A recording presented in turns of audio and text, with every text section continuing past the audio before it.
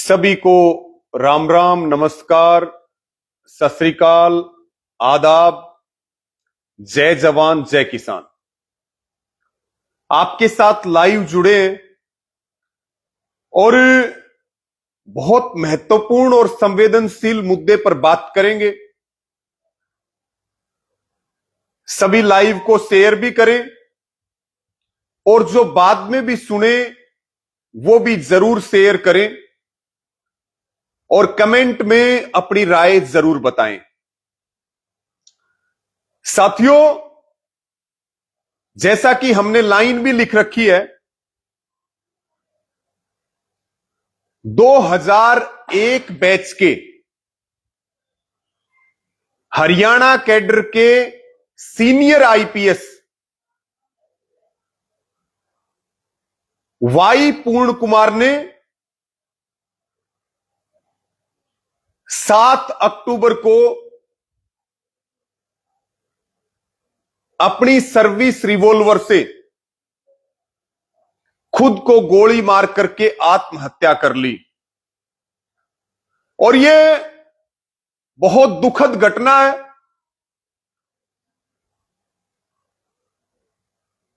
हम वाई पूर्ण कुमार जी को अपने श्रद्धा सुमन अर्पित करते हैं और 52 साल की उम्र में हरियाणा के एक सीनियर आईपीएस अफसर का इस तरह से जाना बहुत दुखद घटना है और हम उनको अपने श्रद्धा सुमन अर्पित करते हैं। परमपिता परमात्मा पुण्य आत्मा को अपनी श्री चरणों में स्थान दे, हम ये भी ईश्वर से प्रार्थना करते हैं। और अब हम अगले मुद्दे पर बात करेंगे। सभी साथी जुड़ते रहें, अपनी राय रखते रहें और इसको शेयर करते रहें। यह बहुत संवेदनशील मुद्दा है। साथियों, 6 अक्टूबर को सुप्रीम कोर्ट के chief justice of India CJI Kidwai के ऊपर भी जूता फेंकने की कोशिश की गई। न्याय के सबसे बड़े मंदिर में जब यह घटना घटी तो उस घटना ने कई सवाल खड़े किए। यह देश डॉक्टर भीमराव अंबेडकर जी के संविधान से चलता है। यह देश हमारे शहीदों की कुर्बानी के बदौलत खुली हवा में सांस ले रहा है। यह देश लोकतांत्रिक प्रणाली का देश है। यहां कोई राजा का राज नहीं है, यहां लोगों का राज है, लोगों का तंत्र है, लोकतंत्र है। सुप्रीम कोर्ट में जो सीजेआई किदवई के ऊपर हमला करने की कोशिश की, उनका जो अपमान किया गया, वो भी एक सोची समझी रणनीति थी और उसकी जितनी निंदा की जाए उतनी कम है। और 7 अक्टूबर को वाई पूर्ण कुमार सीनियर आईपीएस जो लगातार अपने सीनियर अधिकारियों के खिलाफ, लगातार सरकार के खिलाफ तमाम प्लेटफॉर्म्स के ऊपर वो अपनी आवाज को बुलंद कर रहे थे। साथियों, सुसाइड करना, आत्महत्या करना, जब सारे रास्ते बंद हो जाते हैं तब कोई भी व्यक्ति ऐसा कदम उठाता है। और एक सीनियर आईपीएस का इस तरह से चला जाना सिस्टम के ऊपर गंभीर सवाल खड़े करता है। खुद वाई पूर्ण कुमार एडीजीपी यानी कि डीजीपी के बाद दूसरे नंबर का rank additional director general of police, अगर हरियाणा में एडीजीपी भी सुरक्षित नहीं है, एडीजीपी को भी न्याय नहीं मिल रहा, तो यह नायब सैनी की सरकार इस बात का जवाब दे। वाई पूर्ण कुंवर जी को भी सुसाइड करना पड़ा क्योंकि उनको न्याय नहीं मिला।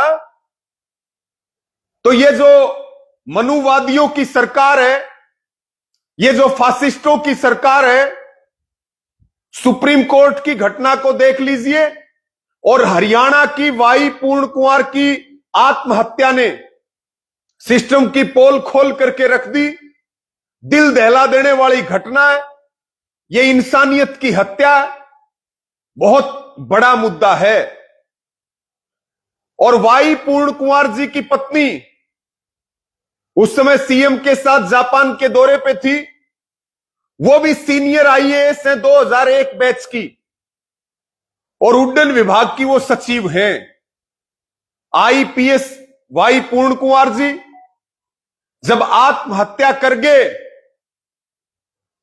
तो उनकी जो पत्नी है वो भी न्याय के लिए गुहार लगा रही हैं। इसलिए हमारा यह कहना है, यह बहुत बड़ी घटना है।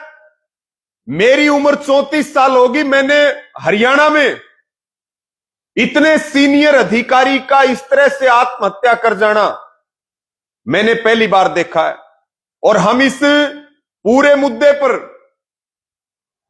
आईपीएस वाई पूर्ण कुंवर जी को न्याय दिलाने के लिए भी प्रतिबद्ध है और जो उनका परिवार है उस परिवार के साथ देश और प्रदेश मजबूती के साथ खड़ा है। यह हरियाणा सरकार की जिम्मेदारी है, यह भारत सरकार की जिम्मेदारी है कि वो वाई पूर्ण कुंवर जी को न्याय दे। जो दोषी हैं, जो अपराधी हैं, क्योंकि उन्होंने एक सुसाइड नोट भी छोड़ा, उनकी पत्नी के बयानों और सुसाइड नोट के आधार पे कई सीनियर अधिकारियों के खिलाफ एफआईआर हुई है। अब तक उनका पोस्टमार्टम नहीं हुआ है, अब तक उनका अंतिम संस्कार नहीं हुआ है, क्योंकि उनकी जो पत्नी आईएएस है अमनीत पी कौर, उन्होंने बिल्कुल स्पष्ट कर दिया है कि हमें दोषियों के खिलाफ कार्रवाई चाहिए। हम सरकार को यह कहेंगे, हम सरकार को बिल्कुल यह कहना चाहते हैं कि जो डीजीपी हैं उनको तत्काल प्रभाव से हटाना चाहिए। और यह भी हम सरकार को कहेंगे कि दोषी बचना नहीं चाहिए, चाहे वो कितना भी बड़ा अधिकारी हो, वो कितना भी बड़ा नाम हो और उसको कितना भी बड़ा राजनीतिक संरक्षण प्राप्त हो, दोषी बचना नहीं चाहिए और निर्दोष फंसना नहीं चाहिए। क्योंकि दोषी बचेगा तो ये वाई पूर्ण कुंवर जी के साथ अन्याय है, उनके परिवार के साथ अन्याय है, और निर्दोष फंसेगा तो यह भी न्याय की हत्या है।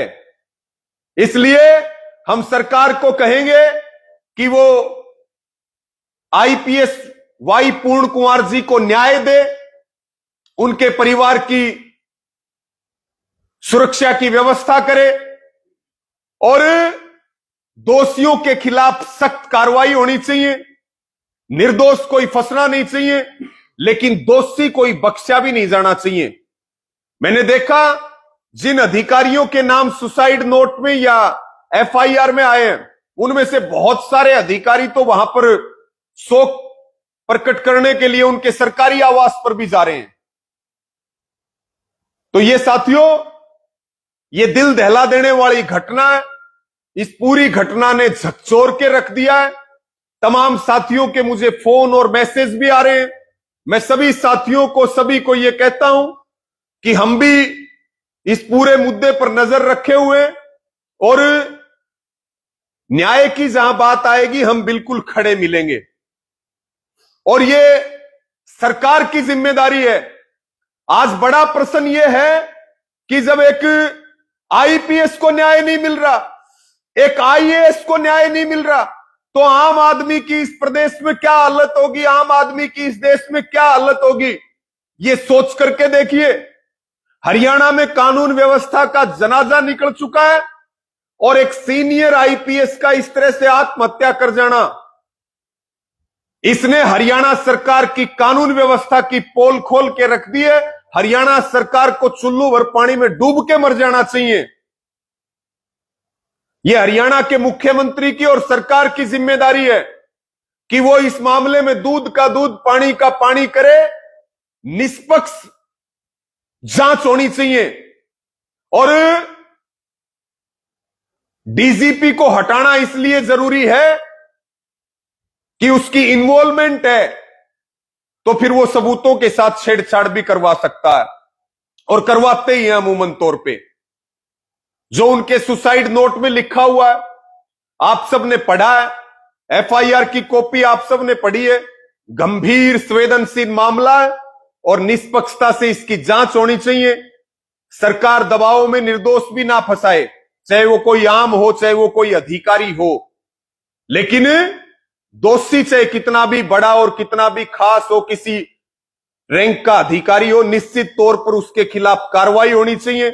आज पूरा देश और प्रदेश की जनता और खुद वाई पूर्ण कुंवर जी का परिवार इस बात का इंतजार कर रहा है कि उनको न्याय कब मिलेगा, सम्मान के साथ उनका अंतिम संस्कार हो, न्याय मिले, परिवार की सुरक्षा की प्रतिबद्धता हो और एक ऐसी नजीर पेश करे सरकार कि भविष्य में कोई इस प्रकार से ना कर सके। साथियों, मैं तो सोच के हैरान हूं, एडीजीपी रैंक का अधिकारी और उसको भी मौत गले लगानी पड़े, तो फिर कानून व्यवस्था का तो जनाजा निकल चुका है।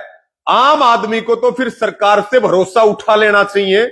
आम आदमी का तो फिर कोई भरोसा सिस्टम पे हो ही नहीं सकता।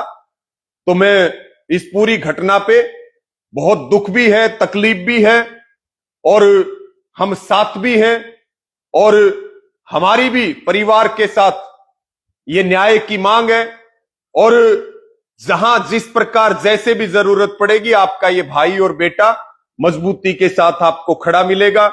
आप भी इस मुद्दे पर अपनी राय रखें और इस लाइव को शेयर करें और इस गंभीर मुद्दे को, बहुत बड़ी घटना है, इसके ऊपर पूरी नजर हम बना करके रखें। आपने मुझे सुना, सबका धन्यवाद। जय जवान जय किसान।